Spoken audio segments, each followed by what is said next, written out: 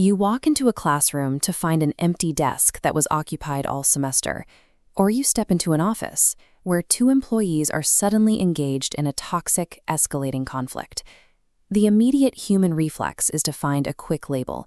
We write off the student's absence as a lack of motivation. We dismiss the employee as a difficult person. Dr. Shungu M'gadzah identifies this cognitive trap as the cave of simplification. Complex human problems rarely have easy explanations, but the cave offers the psychological comfort of certainty. It gives us a reassuring answer to an uncomfortable problem. That comfort comes with a heavy cost. The moment we accept a surface-level narrative, we stop asking questions. This false sense of security immediately halts our curiosity. When we stop exploring, deep environmental failures and systemic pressures go entirely unnoticed. All the weight is placed squarely on the individual, misidentifying a larger failure as a personal flaw. A simple excuse feels incredibly safe, but it keeps leaders completely in the dark.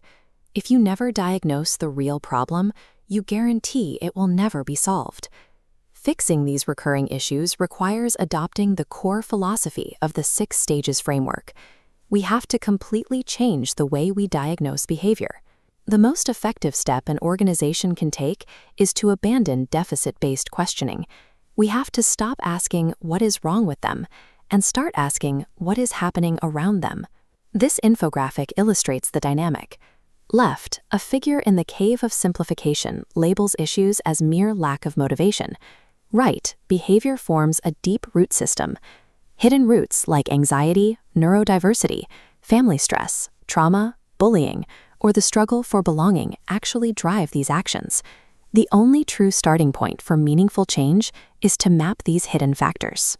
It requires choosing curiosity over certainty and examining the entire environment shaping a person's daily reality. This reflex isn't limited to individuals.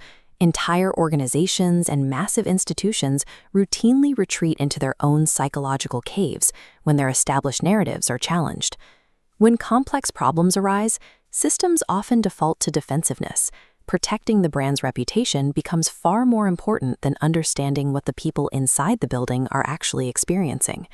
Look at the BBC equal pay dispute. Faced with evidence of disparity, the institution entered a cycle of justification, defending established narratives despite contradicting facts. We see this in public debates like the Henry Nowak case. People and institutions retreat into the cave of tribe, where defending their group becomes paramount, or the cave of fear, where no one dares to explore alternative explanations. When an institution gets defensive, massive blind spots open up. The gap widens between an organization's stated intentions and its actual impact, and between its written policy and the lived reality of its workforce. We see this in the national send reform crisis.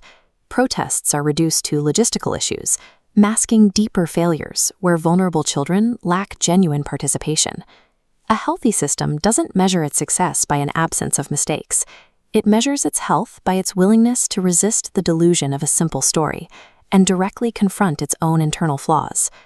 Escaping these organizational blind spots requires a new operational philosophy. Leaders have to learn how to hold multiple truths at the exact same time. We often treat empathy and critical thinking as opposing forces, assuming one cancels out the other. In reality, an organization must rely on both simultaneously to truly understand how its system works.